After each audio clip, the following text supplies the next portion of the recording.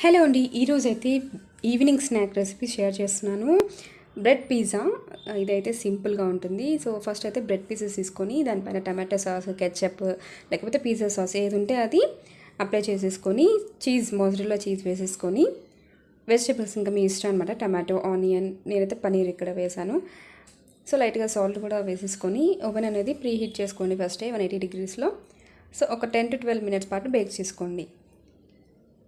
Oven లేని వాళ్ళు మీరు స్టవ్ పైన కూడా చేసుకోవచ్చు, తవా పైన. సో అది కూడా ఒక ప్రీ హీట్ చేసుకోండి. ఒక 10 minutes పాటు చేసుకున్న తర్వాత అది కూడా 10 minutes పాటు ఇలా బేక్ చేసుకోండి.